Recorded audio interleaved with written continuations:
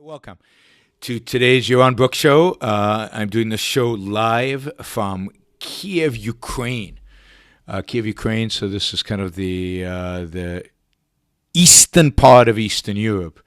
You go further east from here, you get to Russia. We're not going there right now. If you go east from Kiev, you get to where the fighting is between the Russians and the Ukrainians, and so this is it's an ancient city. It has, I don't know that much of the history of Ukraine or of this part of the world. This is not the foundation of civilization or the foundation of Western culture. Although I'm sure the Ukrainians would be upset at me for even saying that. So I am in Ukraine. I'm going to be giving a couple of talks here. So I'm in Ukraine. I've been in Copenhagen most of the week. I did an event last week during the week in Copenhagen with Fleming Rose, one of my favorite people in the world, and a real intellect and a real delight as a human being, and just a good guy. And we did an event on, is freedom possible in a multicultural society? Which is a title I do not like, because I'm not sure what a multicultural society is, and we'll get to what culture is and why I don't think what Europe is facing in terms of challenges is a challenge of multiculturalism.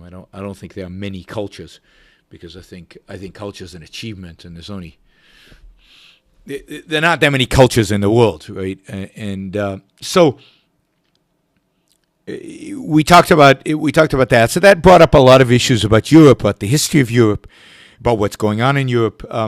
So I wanted to talk more about that. I want to talk about the future of Europe. I also got a question about asking me to do a show about the future of Europe, and I also got challenges to my presentation from last time, where I blamed Christianity for the decline of Europe, which I stand by. But I got questions. Ukraine, let me just tell you what I'm going to be doing in Ukraine. Tomorrow, I'm actually doing two talks. The first one is at the local business school. It's supposed to be the best business school in Ukraine. And the business school has kind of adopted me. And every time I'm in Ukraine, I go in and give a talk.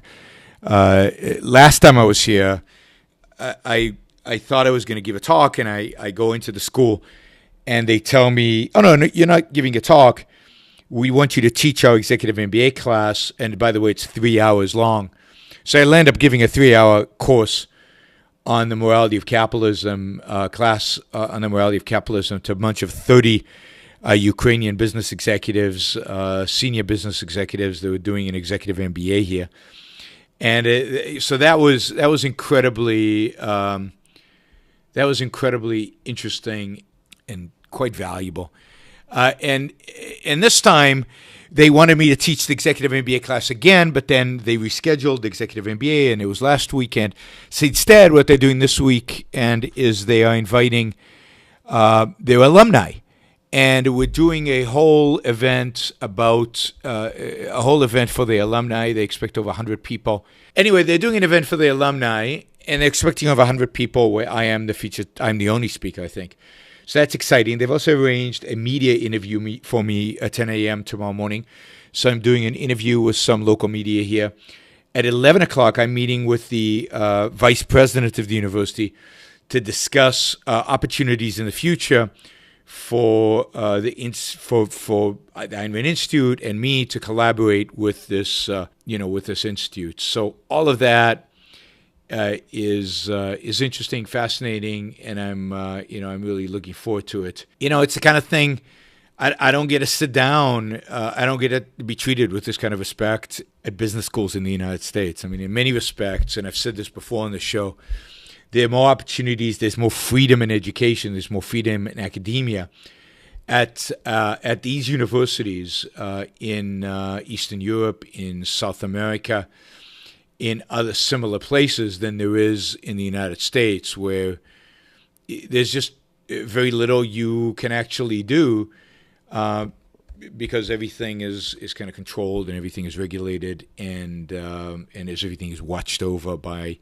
administration, that and everything else. All right, so it's pretty cool.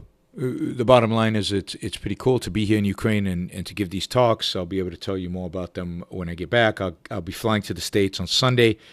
And then for those of you who don't know, I'll be doing a debate at Yale on Wednesday next week. That debate will be live streamed on the Federalist Society's Facebook page. So it'll be live streamed on the Federalist Society's Facebook page. So I encourage you to do that. Anyway, so that's my trip. I had good visit in France. I think I talked about that. I had a good visit this week in Copenhagen. I'll talk a little bit about that. Remind me by the end of the show to do something on positive values, because I have a great positive value from Copenhagen, which I think is a great story, and I think you'll enjoy. But I wanted to follow up on last week's show and to talk more about because this. It seems like it's endless, and the more I talk, the more resistance I get, or the more questions people have. But I want to talk about the future of Europe in the context of the Islamic threat. I want to talk about demographics and demographics destiny. That seems like the alt-right's latest shtick is this idea that demography is destiny. I'm not sure exactly where that comes from. Last week, I talked about the decline of Europe, or what I thought was the cause of the decline of Europe, and what and I blamed Christianity. I blamed Christianity for instilling altruism. I blamed Christianity, because it is viewed. Now, this is not technically Christianity's fault, but it is viewed by people as the only alternative to the left. So I posited this way, that Europe, the way people on the right, or the people who are saying there's a real existential threat from Islam, we've got to re-identify ourselves as Europeans. There is a real struggle, and there's a real problem here, and Islam is a real threat. Those people present the situation as this. There's Islam, there's the left, which has basically embraced Islam, and then there's Christianity. And they present it as if those are the three choices one has. Islam, Christianity, or there's another variation, which I didn't talk that much about last time, nationalism. Christianity/nationalism. Nationalism in Europe often comes in the guise of nationalism. Or the left, all right? So part of the issue is, look, the left is bad. We know that, and they're appeasing Muslims. So certainly the left is not a problem. Islam is barbaric, and it would destroy Europe, and Europe would not be Europe, and there is no Western civilization if the Muslims take over Europe. So the left is useless and futile, or disaster, and the left has lost all sense of what Western civilization. Therefore, all we're left with is a right that identifies the essence of Western civilization as Christianity. And so I got this comment. I got the comment of, if Europe has three options between Kant, I take that as the left, although Kant is everywhere, Islam, or pre-Kant Christianity, then if they choose pre-Kant Christianity, which had little to no altruism, then at least they buy time to discover something better. So now this is by Richard, writing on the Yaron Brook show Facebook page. Now that is so absurd. That is such an absurd, perverted, distorted presentation of Christianity. It is unbelievable. I mean, Christianity has killed more people than Islam has. Christianity is in its pre-Kantian, or not pre-Kantian, I would say in its pre-Enlightenment form, Christianity killed more people than Islam. It was barbaric, horrific, public tortures, burning of witches, burning of scientists, It was the 30-year war killed more people on a per capita basis than World War I or World War II. And it was all a war between Protestants and Catholics. And it was about killing, apostates. And it was about killing heathens. Not to mention, the wars of Christianity, the 100-Year War that preceded the 30-Year War, and on and on and on, the persecution, the anti-Semitism. I mean, Christianity in its history is 100 times more anti-Semitic than Islam ever was. Not to defend Islam. Islam is barbaric and horrific and awful. But to present Christianity as, oh no, there was no altruism in Christianity. Really? I mean, Christianity's essence, the essence of Christianity, the foundational concept of Christianity is Jesus Christ's sacrifice. The ultimate, the most horrific, the most unjust act ever in terms of mythology. I mean, here's a man who is crucified and killed in the worst kind of way, in the most brutal way. Crucifixion is horrific and brutal for sins he did not commit. Talk about unjust. Talk about unjust. To be crucified for something you didn't do, but somebody else did. So he was crucified for the sins of mankind, for sins of other people.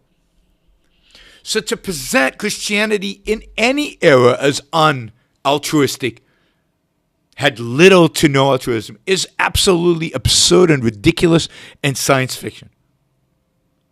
Now, there is a period that lasts maybe 100 years in which Christianity still survives but is being beaten up by the Enlightenment. And during this period, you have a period of relative peace. But this is not Christianity. This is what I want the West to return to. This is the period of the Enlightenment. But this is not a Christian era. This is an anti-Christian era. This is an era in which the Enlightenment is chipping away at Christianity.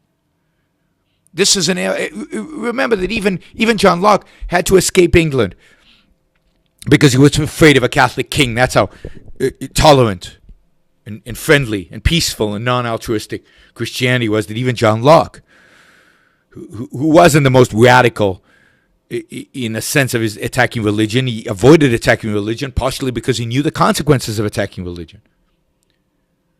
But the essence of Western civilization is that period in which Christianity is attacked and in which reason and individualism are born or reborn. The Renaissance and the Enlightenment, these are periods of secularization of society. These are periods of rejection, slow, systematic rejection of religion. With the publication of Spinoza's books, and then with the Enlightenment in France, which was completely secular, much more secular than Enlightenment in Scotland, with the rise of Amsterdam as a secular, capitalist, relatively capitalist city and prosperous city, and by the way, multi-ethnic city, cosmopolitan city, all those words alt-rights hates. That's Europe. That's what established Europe as what it is. And if you had to choose between Kant, Islam, or Christianity, I mean, you might as well put a bullet in your head.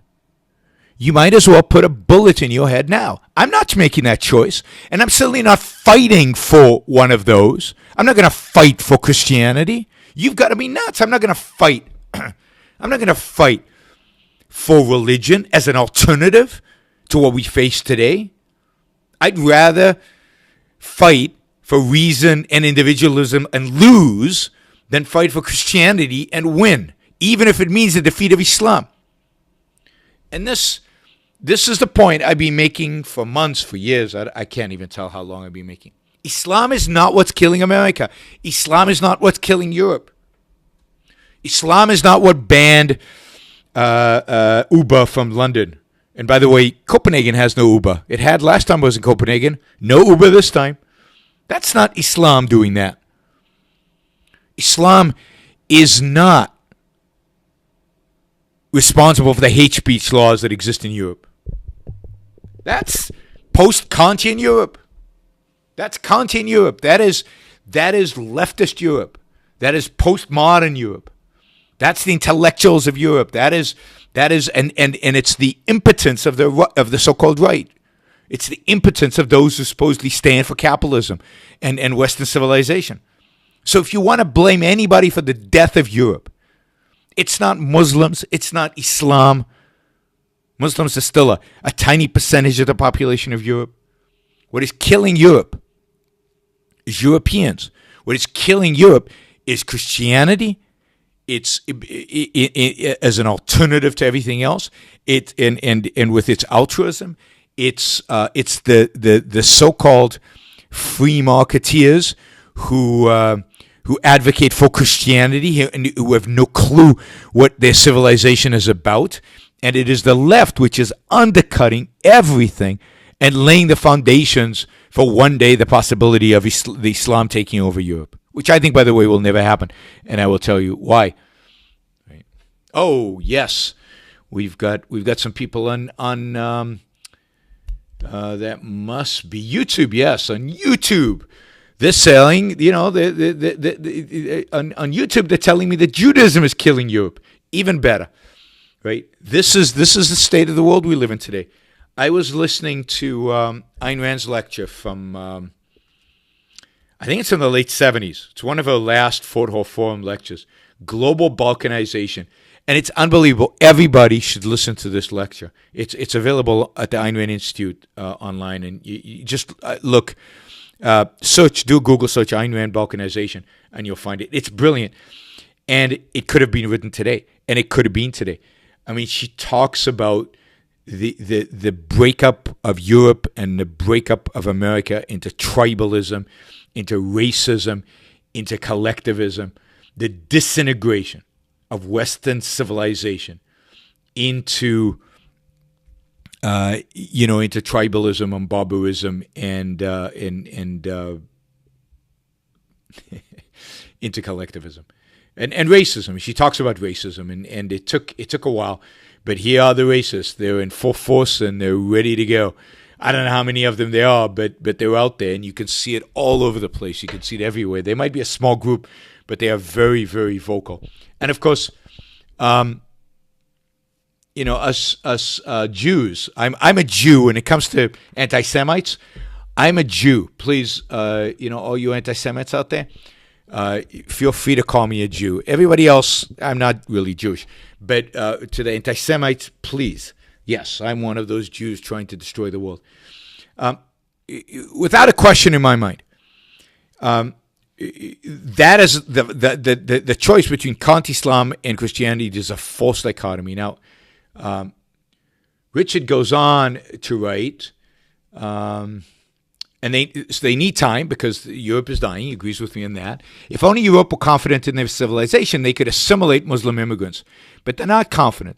Islam is completing the destruction of Europe begun by Kant. I know it's not perfect, but ending Muslim immigration is the only hope for survival to buy time. The same is probably true of us. Now, I've said that Muslim immigration into Europe is nuts and is crazy. I've done many shows of this. I've talked about it.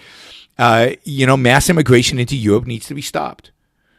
Not so much to buy time, because I don't think you're going to buy any time, but because Europe, is gonna basically collapse. It cannot absorb these people. It cannot absorb these numbers of people. It cannot assimilate these numbers of people, with any kind of rate. It's got a massive terrorism problem already that it needs to deal with, and it's got economic problems. It's got internal problems. Muslim immigration probably should be ceased in Europe. That fine. I've acknowledged that for months and months and months. The Christians in North Africa were helpless against the Muslim invaders, but Christian Europe eventually defeated Islam. Why? Oh, give me a break. I mean, they're dredging up history, and again, Christian Europe back then shouldn't have defeated Islam, and we're lucky. We're lucky that by chance, and I think it is by chance, that the Christians that defeated Islam in back in the 15th century preserved the libraries. Because if they hadn't preserved the libraries, and they were barbaric enough to have burnt the libraries, but luckily they didn't. They preserved the libraries, and that's what saved civilization. It's not Christianity. It's not Christians versus Muslims. It's the Greeks, and the Muslims preserved the Greeks, and the Christians were smart enough, those Christians who took over those libraries, not to destroy the libraries, and somehow got them over to Thomas Aquinas. That's what saved Western civilization. It wasn't the victory of the Christians over Islam that saved Western civilization. It was the survival of the works of the Greeks that saved Western civilization. And yes, in 1673, I think it was, the Europeans did beat back the Ottomans from Vienna, and that's a major victory for Western civilization, because by then Western civilization has begun its march. The Renaissance had happened, and the very beginnings of the Enlightenment were beginning. Spinoza had already written the beginnings, the very early signs of Enlightenment. The scientific revolution was starting. So yes, beating back the Muslims in the 1670s was definitely an issue of. But that wasn't Christians. That wasn't Crusades. That was Austrians and so on. Maybe they did in the name of Christianity, but then they went on for a 30-year war where they killed millions and millions. I think it's 8 million people, and as a percentage of the population, again, much bigger, much bigger than anything else. 1863. Thank you. Somebody corrected me. So it's not about recapturing their Christianity. It's about rejecting Kant. It's about rejecting altruism. It's about rejecting Christianity and rejecting its secular version, which is the Kantian, which is Kant. By the way, I did 5 lectures on the history of the Middle East, which deals from the rise of Muhammad, really, which deals a lot with Islam and the history of Islam. So I recommend that. It's on Blog Talk Radio or any of my podcasting apps. You can get it there. So just go, and I think you'll enjoy it. I think it was 5. I think those of you who've listened to it learned a lot, and it integrated a lot for you. All right, back to Europe. So Europe has to rediscover these ideas, and it's going to be hard, and it probably won't rediscover these ideas. So what do I think is going to happen in Europe? Well, I think what we're going to continue to see is... Oh, before I get to that, let me make this point. This is an interesting point that Fleming Rose made, and I don't know that he agreed with me on my counterpoint, but it was interesting anyway. So we were doing this event on can you have a free country that is multicultural, with the idea that today we live in a multicultural world. We've got Asian cultures coming in, we've got Islam coming in, and we've got a variety of European cultures. And the world is very connected because of the internet, and people are crossing borders like never before. And can you still stay free in such a world? And I think both Fleming and I say yes, but Fleming made an interesting point about the history of Europe. He said Europe since World War I. So World War I was this catastrophe for Europe. Millions and millions of people died. It was an unimaginable, unthinkable, unexplainable war that just crushed the continent. And at the end of the war, they wanted peace. And the solution for peace after World War I was in a sense the adoption of tribalism as an organizing principle, the adoption of establishing the nation state around ethnic groups. And really, almost every ethnic group got their own country, with a few exceptions. The exception of I think Russia, and so there were a few exceptions. I can't remember what the exceptions were.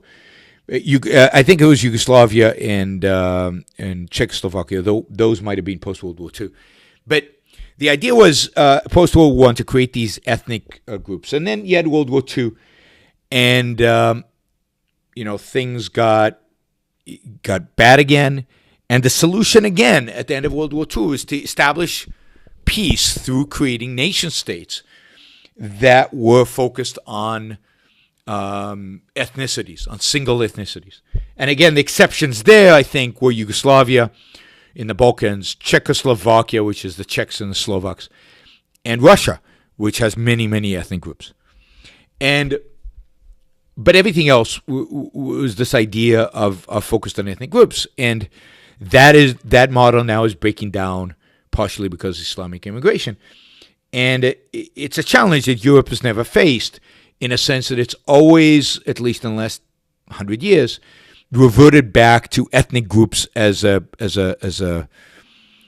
security blanket. But I made the point, and I think this is true, and I don't know at the end if Fleming agreed with this or not, that this is why Europe has failed. Europe has failed because it places so much emphasis on ethnicity.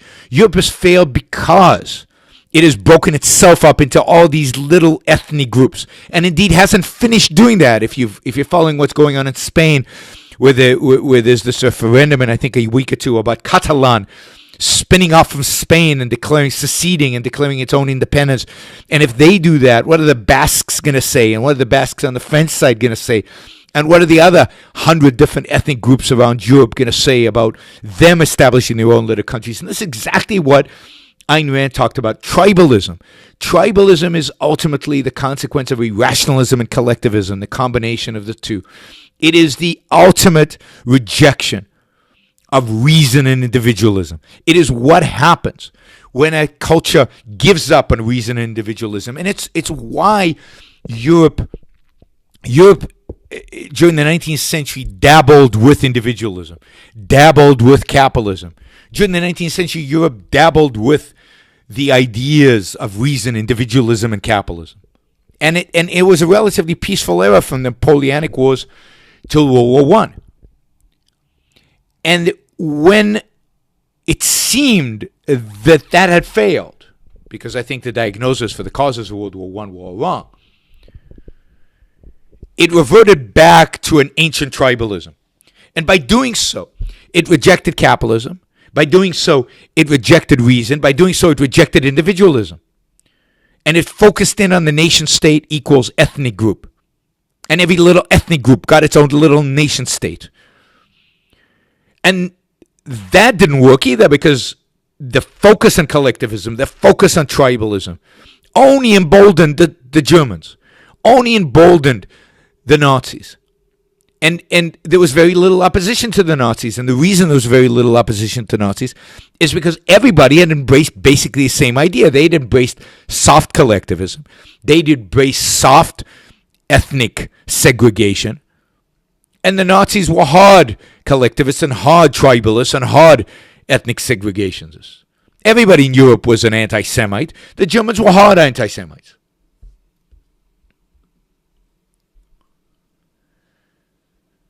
So here we go, right? And that dissolved. And a solution again, because the problem was misdiagnosed, was again after World War II to break up into even more little states. And of course, with the breakup of the Soviet Union, we broke up into even more. So now we have a Czech Republic, and now we have Slovakia, and now we don't have Yugoslavia anymore. We have Serbia and Bosnia and Kosovo and Montenegro and Macedonia. I'm sure I missed somebody. Who did I miss? Bosnia-Herzegovina, right? I mean, it is absurd, nutty, crazy, insane. This is tribalism at its worst. And this is what Europe has. And of course, mix in with that they've abandoned capitalism for the worst kind of mixed economy, a regulated, centralized mixed economy. They have, and a mixed economy only reinforces tribalism. And this is the point brilliantly made by Ayn Rand in her talk on balkanization. The mixed economy because it manufactures pressure groups. It manufactures ethnic interest groups. And every ethnic interest group, every pressure group goes groveling to the central authority in a mixed economy, trying to get as much crumbs, as much pieces of the so-called collectivistic pie as they can get. And of course, every little Hitler has an incentive to go and establish every little ethnic identity group or every little pressure group, because then he gets to be important and he gets to go to Brussels or to Washington, D.C. and get all kinds of goodies given to him, and he gets to be the prestige, the money, the power that is given to such people. Yeah, I missed Slovenia and Croatia earlier. So the mixed economy reinforces the tribalism. And the tribalism is already there in Europe, so it's just being reinforced by the mixed economy. None of this has anything to do with Muslims. The mixed economy wasn't inflicted on Europe because of Islam. Kant wasn't inflicted on Europe because of Islam. Balkanization wasn't inflicted on Europe because of Islam. Tribalism was not inflicted on Europe because of Islam. To blame the problems of Europe as Islam is absurd and ridiculous. Europe is dying with or without Islam. Now, the Muslims are going to accelerate that death. That is true. But what is not true is that the Muslims are the cause of that death. The cause are Western intellectuals. The cause are the ideas held by people today. The cause is the mixed economy. That's the cause of the death and decline of Europe. That's the cause of the death and decline of America. The mixed economy, which generate pressure groups, which generates ethnic groups, which generates power lusters who come to power, like all these little leaders of the latest, black group or Hispanic group or whatever group that gain prestige and power and money and all these kind of things. And they're groveling in Washington, D.C. for these favors or that favors. And then whites resent that because they feel like it's a collectivistic pie and those guys are getting more of the collectivistic pie and I'm getting less. So I need to form a collective. So now we have all these white nationalists and white semi-nationalists, and you have the alt-right, and you have all these people scrambling to get a piece of the ethnic collective mixed economy pie. And all of this is driven by Kantian leftist tribalist intellectuals at our universities, postmodernists who don't believe in truth, who don't believe in the individual, who are collectivist philosophically. Yep, and on YouTube, the anti-Semites are going strong. All right, so somebody's saying in Europe it's geography that make it market. It's not true. It's not geography. It has nothing to do with geography. The United States has at least in portions of it, has a very difficult geography, and yet it's one country and one state. To do with geography, it's all about ideas. It's all about ideas. And this is why there are Germans in Italy who would rather be part of Austria or Germany, and there are French people in certain areas who would rather be part of France, and then there's Belgium, which is split between French and I don't know what. And it's all just this, there's nothing. Belgium is flat. You don't need multiple countries over there. It's all flat. Germany, at least the northern part, is mostly flat. What do you need all those countries for? It's flat. Geography is not what creates balkanization. It's tribalism that creates. It's not evolving beyond the tribe. And I blame Christianity for that. Christianity not allowing people to evolve beyond the tribe. And today I blame the mixed economy for that. So here you've got Europe that is ethnic-centered. And this is, by the way, one of the reasons why they haven't assimilated Muslims. Because they don't want to assimilate Muslims. Because they hate Muslims. Because deep down, they can't stand Muslims. So they put them in neighborhoods outside the cities. They don't let them live inside their own French towns. They don't actually integrate them into the workforce. They separate and segregate and do what they can to make them feel separate. It's not only that Europeans don't recognize what it means to be Europeans, or don't know what to assimilate them into. But it is. Sorry, maybe I shouldn't be doing this following the chat on YouTube, but I was just called a Nazi Jew. That's pretty cool. It's pretty weird, but it is exactly. It is not only that they don't have a clear identity into which to assimilate these groups. It is also that they don't like these people, that they don't want these people, that they reject these people, that they don't, like Americans, integrate them into their neighborhoods. And even though you have ethnic neighborhoods, those neighborhoods tend to dissipate over time, and within a few generations they go away. In Germany and in France, none of that has happened. And it's not happened for a couple of reasons. Again, both because Europe doesn't know what it is, and second, because Europe, in its foundation, in its very, very core, is ethnocentric. That's a nice way of saying tribalist, barbaric, and tribalist. At the core of Europe is collectivism. It's always been about collectivism. And this is why Europe has such a hard time assimilating anybody. I mean, look what it did for centuries to the Jews. I mean, it couldn't assimilate. It had to put them in ghettos. It had to then kill them all. And this brings me ultimately, and I'll get to America in a minute. This brings me ultimately to what I think is going to happen in Europe. And I know some people who hear this are going to cheer this solution. They're probably going to think this is a great solution, but I think it's the end of civilization. I predicted this for a while, and I've said this publicly. I've said this in a variety of different forms.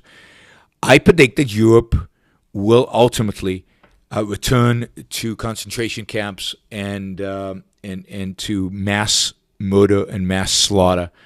That's how they'll solve the Islam problem. They will kill them all. You think the Germans are just going to lay down and let this happen to them? You think Europe's just going to let the Muslims just destroy it? Ain't happening.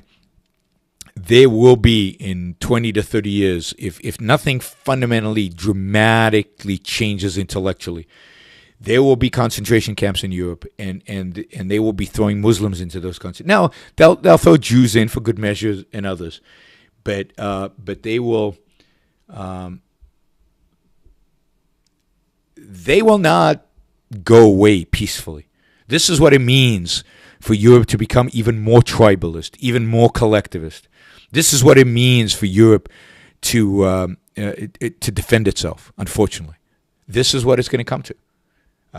Muslims out there, be warned. I'm warning you. This is what it's going to come to. And that's a tragedy because it means the end of Europe, in my view. There will be no coming back after that. Not for a long, long time. We are already well on our way to descending into our cultural dark ages. And it's the economy, it's the fact that there's still some capitalism, some freedom around. There's the fact of technology that I think allows us to still keep going. There's the fact, basically that there's some economic freedom, and the fact that China and much of Asia have woken up and discovered freedom and to some extent, and individualism to some extent, that makes it possible for us in the West to continue in spite of the horrible philosophy, in spite of the tribalism, in spite of everything, to still somehow manage to continue in spite of all of that. But we are, overall, heading towards the dark ages, and it's not being brought about by Islam, and Islam won't put it there. What'll put it there is us. And when the Europeans wake up, and when the Europeans decide that this threat is intolerable, it'll be very, very, very ugly. Fascism will rise up again in the form of nationalism. There'll be war in Europe. It'll be an ugly place to be. It'll be, and that's what I think. That's where we're heading, because the only alternative is for Europe to adapt the American model. The American model that the founders adapted, which is the model of individualism, the model of reason, the model that says that tribalism, collectivism is irrelevant and discarded. The model that says that we integrate all of you into our culture because we don't treat you as a group. We don't treat you as Poles or as Italians or as Irish or as Jews or as Muslims. We treat you as individuals. And if you as an individual are willing to follow our laws, if you as an individual are willing to work hard for a living and be successful, then we will integrate you into our culture and we will accept you as one of us. So here we go, right? So this is the American model, the model of individualism. That's the model that works. That's the only model that embraces where it doesn't matter the number of ethnic groups, the number of cultures that come in, because you're expected to adopt a particular culture, and that is a culture of individualism. Now, as America has lost its individualism, as America has become more of a mixed economy, as America has adopted more and more of a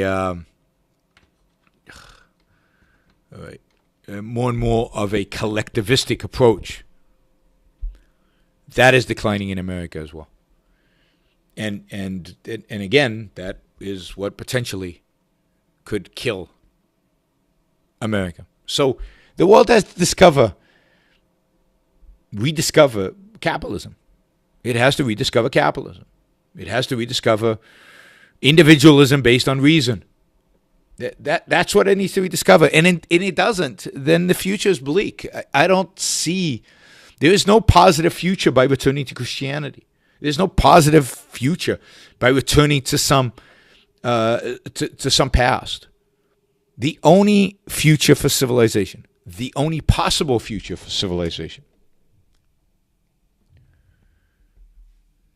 is a return to the ideas of the Founding Fathers. This time, bolstered by Ayn Rand. But, nothing else will do. And you can see now, I was all for Brexit under the assumption that the British could actually cut a good deal for free trade and actually then have free trade with other countries and establish this free trade zone in the UK. But it's very likely that the Brits will ultimately just build walls and elect Jeremy Corbyn to establish even more socialism in Britain and to protect British jobs, erect more penalties on trade, and so on. Who knows where Brexit will lead? One would hope that it leads in the positive free trade, individualistic direction. But who knows? Those ideas have to be explicit. Those ideas have to be integrated. Those ideas have to become part of our world. And if they're not, then I don't know what hope there is. There certainly isn't hope in these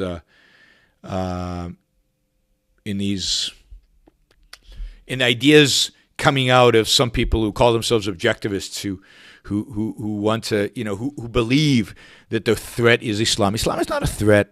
Islam is a mosquito bite. I mean, Europe has millions and millions of Muslims, and yet homicide rates in the United States are far higher than they are in Europe. And homicides by Muslims are not that high. Not that high. Yes, there's terrorism. Terrorism can be crushed and defeated. It's not that hard if people will listen. But the real problem of Islam is that they don't integrate, and the real problem of Muslims in Europe is that they don't integrate, and that they, through peaceful means, will slowly take over. But this is what I think Europe ultimately will not tolerate, and this is what I think Europe ultimately will reject and throw off and fight against and use violence against, and in ways that I think are going to lead very much to the end of Western civilization, to the end of Europe. So I'm sorry, I can't be very optimistic right now. While I think there are more and more voices on the side of individualism, on the side of reason rising up in Europe and in America, they are overwhelmed by the anti-voices. And even though, again, Brexit is a good example because it's this mixed case. Some people voted for Brexit for all the right reasons, to reduce regulation, to get rid of kind of Brussels regulatory authority over the UK. And other people voted for Brexit to stop Polish immigration into England because they were competing for their jobs. And all the taxi drivers I spoke to in London before Brexit and after Brexit, and all of them supported Brexit, every single one of them. They were all doing it for xenophobic, economically illiterate, collectivistic reasons. They weren't doing it for the good reasons that I think some people voted for Brexit. So,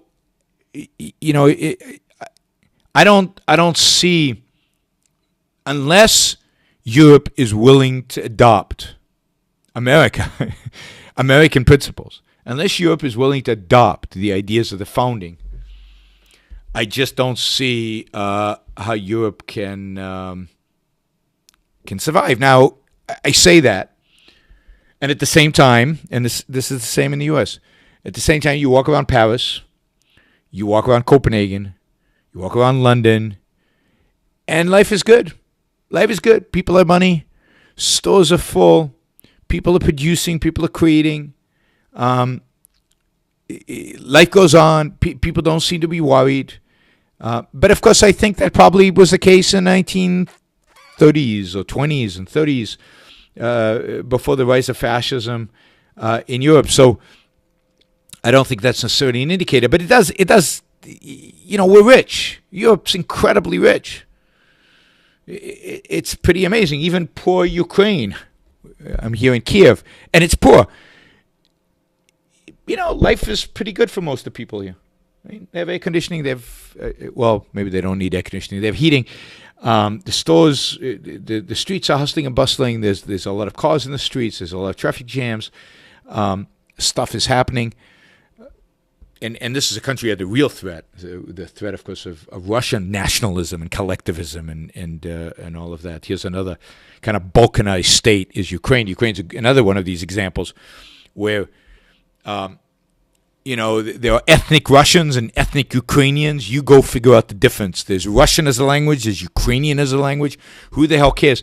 You guys have got to listen to Ayn Rand's talk on global balkanization, and it is just stunning. I mean, every time, this happens a lot with Ayn Rand, but this stunned even me, how relevant it was to right now, everything that's happening right now. So it's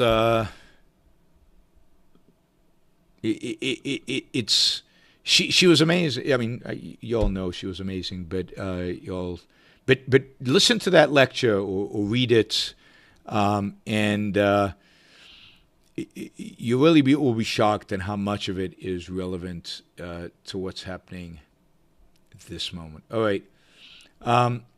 Let's see. Are there any other points I wanted to make? Rand makes the point of, when Marxism. So Marxism is kind of collectivism for intellectuals.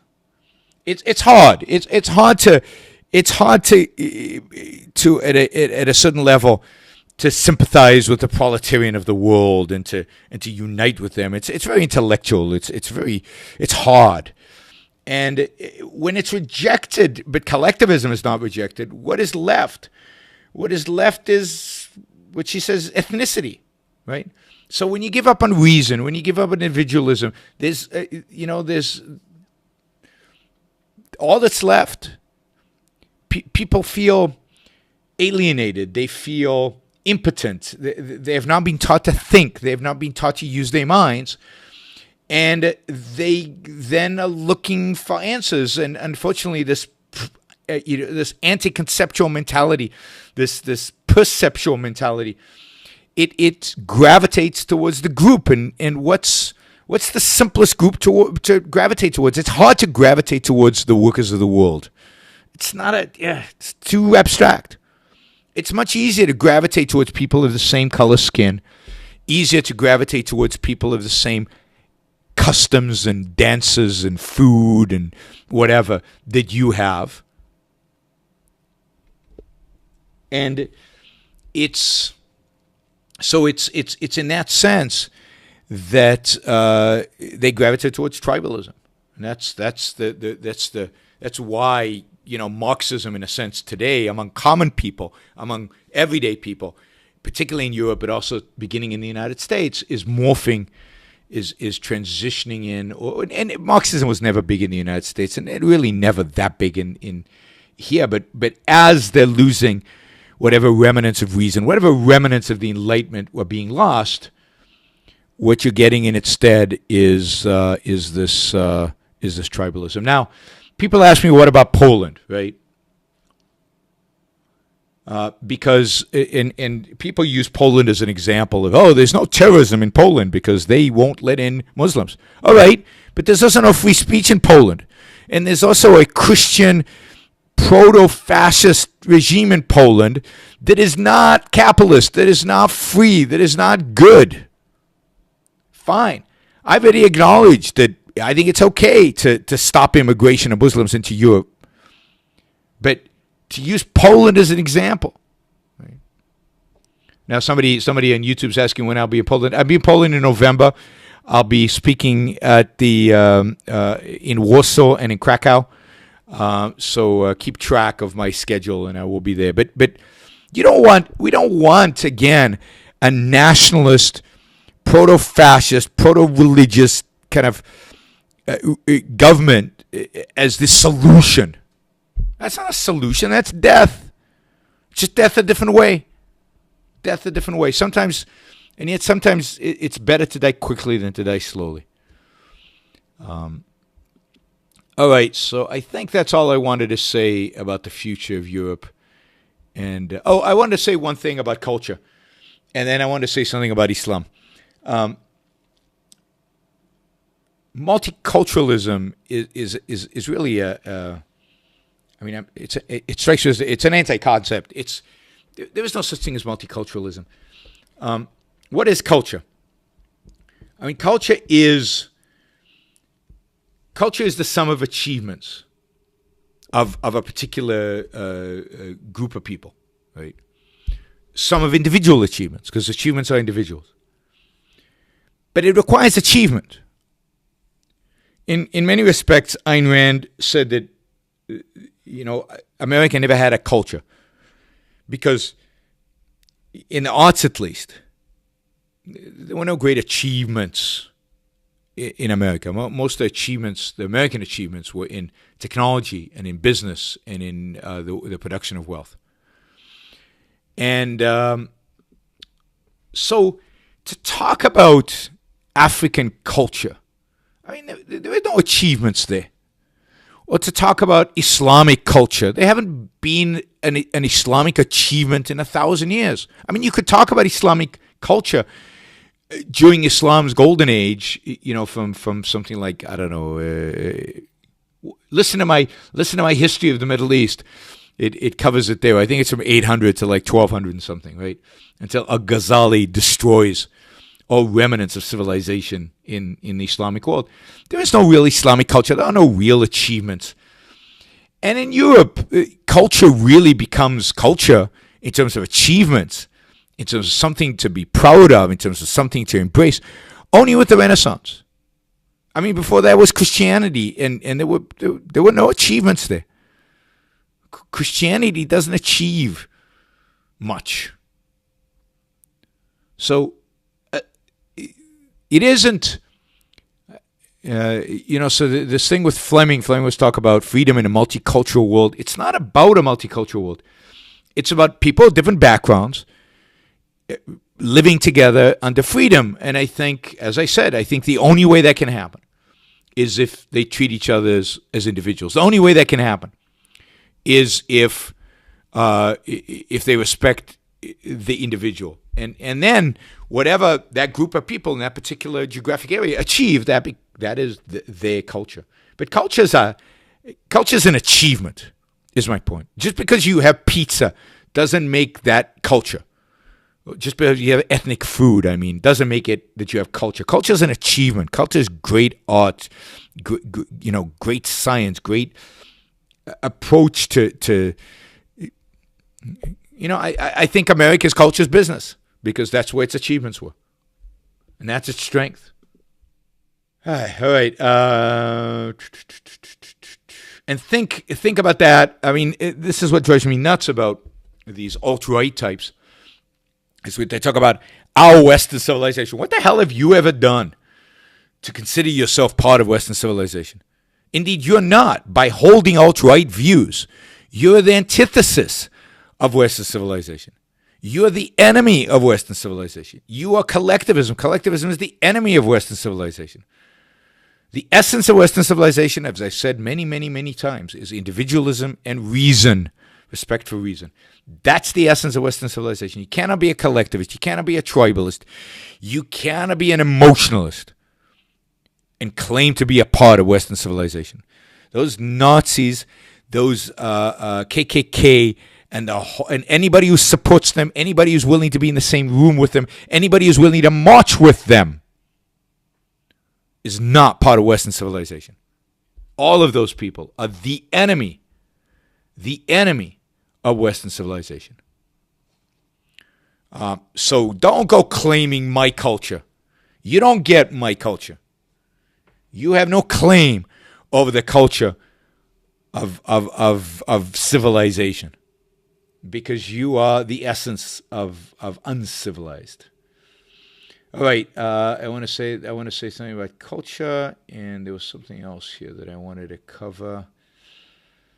All right, any questions you guys have? Yeah, look, so somebody's asking about statues of Columbus. Look, Columbus is a good guy. He's part of civilization. He's part of the discovery of the West. He's an explorer. He's an adventurer.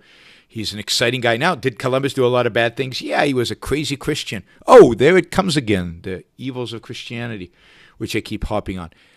But the fact that statues of Columbus are going to come down, yeah, it's been inevitable that statues of Columbus are going to come down. For years, people didn't want to celebrate Columbus Day, and Columbus is being taken out of the school books as a good guy and replaced as a bad guy. So yeah, I'm not surprised that statues of Columbus are coming down.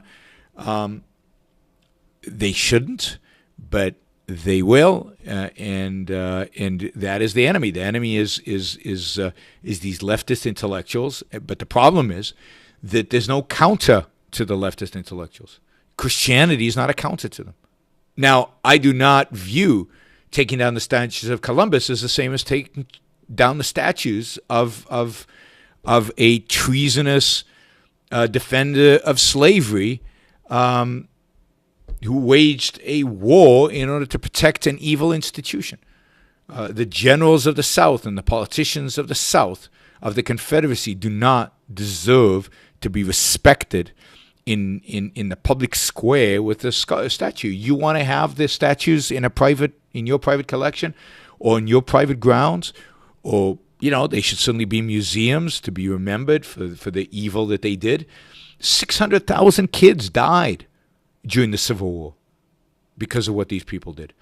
So yes, the left is going to want to take down Columbus, and then they're going to want to take down Jefferson Memorial, and they're going to take down a lot. But if we say we're going to defend all statues because we want to defend Columbus and Jefferson because we can't differentiate between Columbus and Jefferson and Jefferson Davis, then we've lost the battle in advance.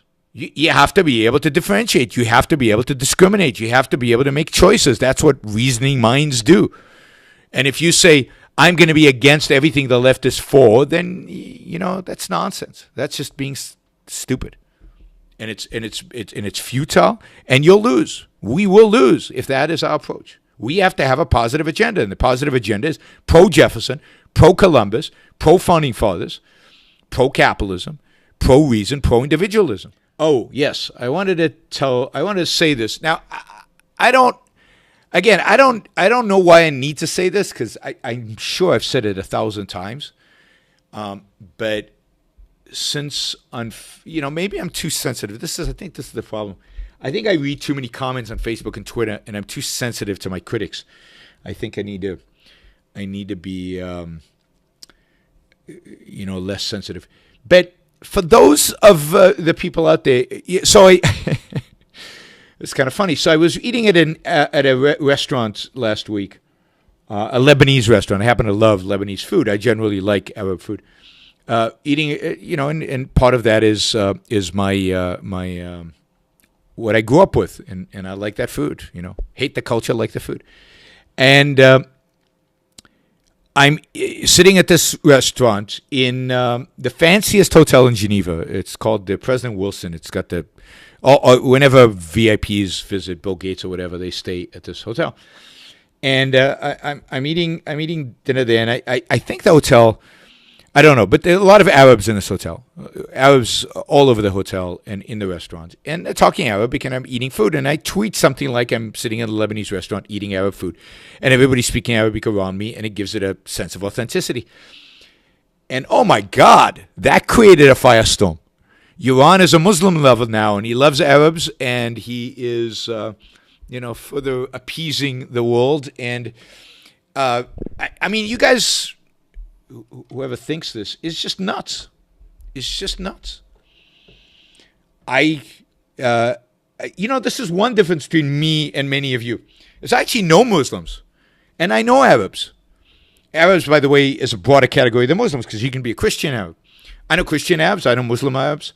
I'm friendly with Christian Arabs. I'm trying to think if I'm friendly with Muslim Arabs. I don't think I'm friendly with any Muslim Arabs right now. But I was. I had Muslim Arab friends, if you will, colleagues. I worked with Muslim Arabs in Israel. They're good people. Not all of them, but there's some. They're individuals who are good people. You can be an individual Muslim Arab and be a good person.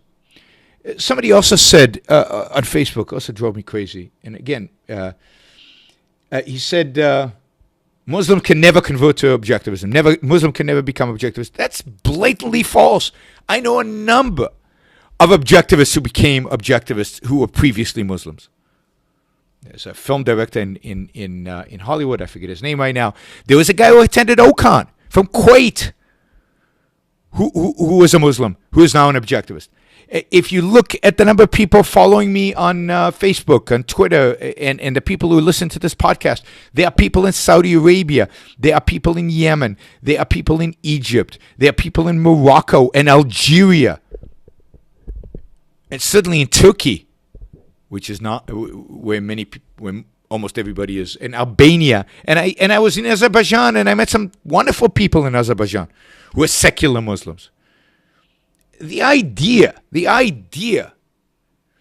that all Muslims are evil, that all Muslims as people are bad, is nuts. It's insane. It's crazy.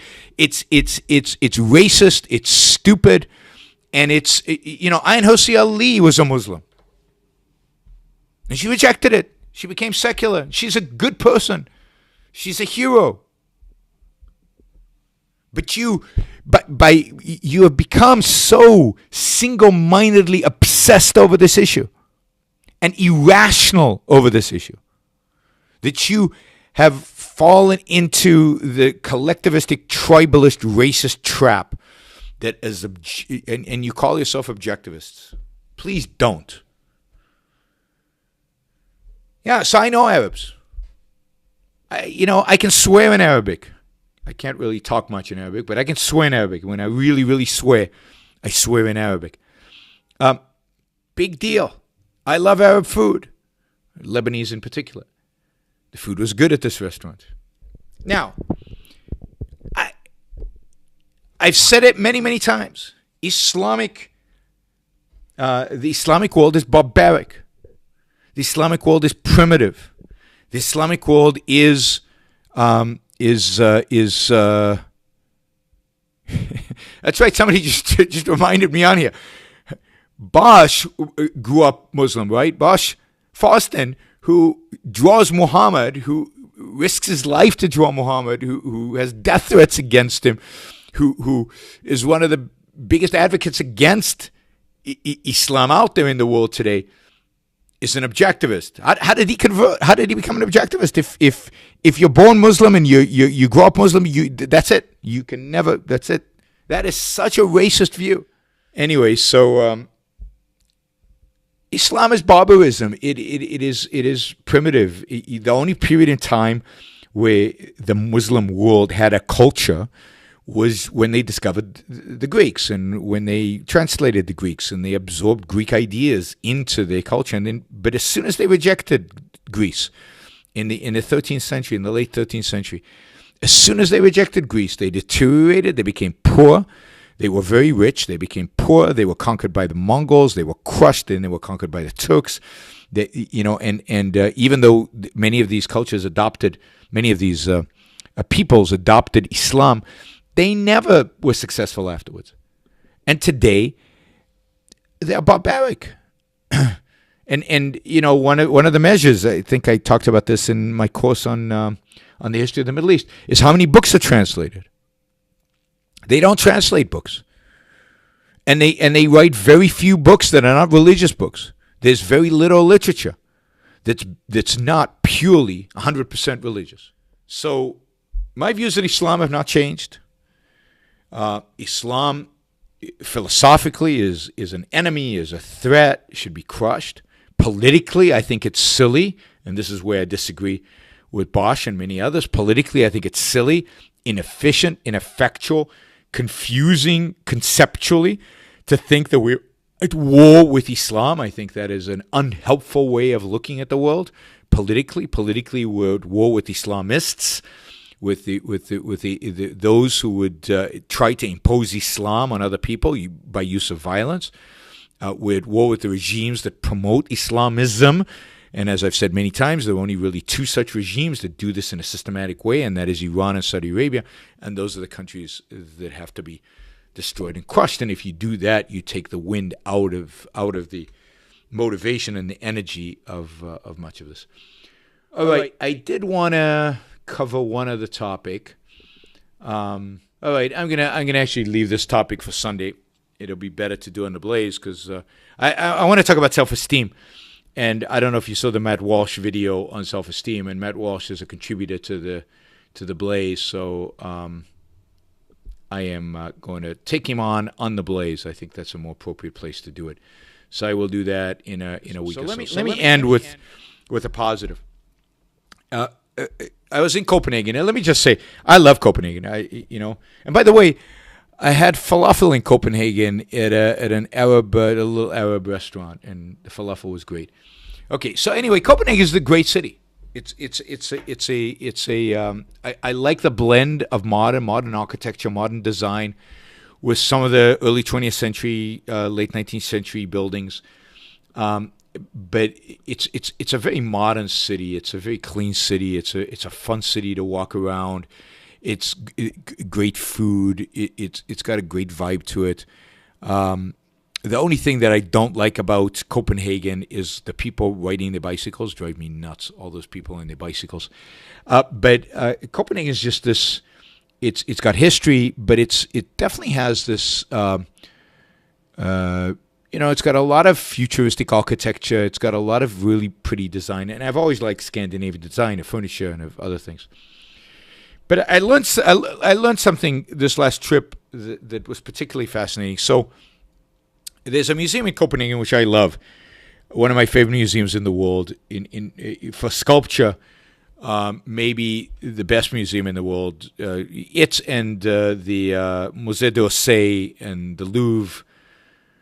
Okay, and of course the palace in Rome with all the Bernini sculptures. Okay, so there are a few of these places that are just temples of sculpture and just magnificent places to visit in terms of the sculpture. What makes the Glyptotek in Copenhagen unique is that the sculptures, they are all 19th century sculptures, beautiful, romantic 19th century sculptures, just gorgeous, male and female nudes, all kinds of poses, dramatic, sad, sensual. I mean, they have some sexy sculptures. The d'Orsay Museum has some sexy sculptures too, and just magnificent sculptures. A lot of French sculptors. Paul Dubois, one of my favorite sculptors, has a lot of sculptures in the museum. A number of other French sculptures. Some of the better Rodin's. Rodin is very mixed. Some of his stuff is awful, but there are a few sculptures that are good, and they have a few of those. But also some sculptors I've never heard of, and some Danish sculptors, Scandinavian sculptors, who I'd never heard of. And I've been there. This trip was my third time at this museum. And this time I went with my wife, and my wife spent hours and hours and hours photographing the sculptures. I mean, they were just gorgeous and just amazing. And I highly, highly recommend coming to Copenhagen, especially to go to this museum. It's worth a trip. Talk about culture. Talk about achievement. Talk about positive values in life. And then on Thursday night, they turn on the lights. It's dark, and they have these spotlights on the sculptures, and they make them look really dramatic. And they were beautiful. They were beautiful. Yeah. So just gorgeous. But what was interesting above and beyond that? Not only are the sculptures amazing, but it turns out that the whole exhibit there in the Glyptotek is a collection of one guy who basically created this museum to hold his personal collection. One rich guy by the name of, what's his first name? And he's going to have to help me. It's Carlsberg. He was a third generation in the beer business, and built the big beer brewing, built the family business into this mighty beer conglomerate called Carlsberg. And in the 19th century, he started buying up beautiful sculpture. And we actually went to his home, where they do dinners and weddings and events, but it's usually closed. But we called up and we kind of begged to come in to see some of the additional sculptures that are not in the Glyptotek, but are actually in his home, in this what's called now, it's a museum. And they let us in, and there's some gorgeous sculptures there. One of the Kiss by Sinding is the name of the sculptor, but then a bunch of other sculptures. Amy Peikoff told us about this museum, not the Glyptotek, that I'd been to years ago, but the home of this guy Carlsberg. And it turned out that he loved sculpture, and he just started buying sculptures, and he built a room in his home to put the sculptures in, where he also used to host parties. And then he started running out of space because he kept buying more sculptures. So he built another room, added another room, and he'd have sculptures there. And all these rooms are gorgeous, really beautiful, tastefully done, very, very nice. And everywhere in the home, there are paintings as well as sculptures, but the primary was sculpture. And he kept adding rooms until his family said, this is ridiculous, you can't keep doing this. So then he basically built this museum, the Glyptotek, in central Copenhagen, and where he put most of the sculptures. Some of the sculptures remained. And one of his motivations was that he really wanted people to enjoy the sculptures. He said, look, he thought everybody could enjoy them, and he was a benevolent guy, and it wasn't altruistic. It was his name was Carl Jacobsen Carlsberg, and he wanted everybody to enjoy the sculptures. So he built this museum so that anybody could enjoy the sculptures, and indeed some people do. The amazing thing is the museum is always empty. It's always empty. Almost nobody goes there. 19th century art is not very well respected. It's not appreciated. Even the museum bookstore has almost nothing about the sculptors or the sculptures that are in the museum. Almost all the stuff in the museum bookstore is modern art. A lot of garbage. The one focus they have is in Rodin, because Rodin is kind of the pivot point between 19th century art to modern art. So anyway, I thought that was pretty cool. Here was this industrialist, entrepreneur, rich and who collected art and who valued beauty and who understood the importance of beauty and supported artists and made it possible for these artists to do well in life by buying their sculptures and by commissioning works. And you can see he collects certain artists, and he must have had a huge impact on the lives of those artists, given how many of their sculptures he has. The website doesn't do the sculptures justice. There's just not enough of them. I'll post some of the sculptures on Facebook in a while. I've posted some in the past. I'll post more on Facebook. I've known about these sculptures for a couple of decades. A friend of mine, somebody who was a friend of mine a long time ago, photographed the sculptures and showed them to me. I just didn't know they were at the Glyptotek. So if you're in Copenhagen, the first time I was in Copenhagen with my wife, we went there and it was closed. But we didn't know what we were missing. It took me years later before I went and discovered all this beautiful art. So it's worth the trip to Copenhagen. Copenhagen's a wonderful city generally. People are friendly. It's buzzing. It's rich. It's exciting. And maybe Bernie Sanders is right. Didn't think of that. All right. Me and Bernie Sanders praising Copenhagen for different reasons. Capitalism, the elements of capitalism in Copenhagen are still going strong in spite of government. But Carlsberg. Remember Carl Jacobsen, Carlsberg, successful entrepreneur, incredible supporter of the arts, and go enjoy. So that's my positive value of the week. And with that, I think we're going to bring this show to a close. Thank you for listening. I apologize again for the technical difficulties and the delays and the hassle and so on. This is what happens when you're on the road trying to do it from the other side of the planet. Literally the other side of the planet. Sometimes it works better than other times. I'm not sure exactly. Maybe I'm trying to do too much, trying to stream this in too many places. But here we go. Thanks a lot, everybody, for being patient with me. And I'll talk to you next when I think... Yeah, next time will be from the U.S. So I'll talk to you then. All right. Goodbye.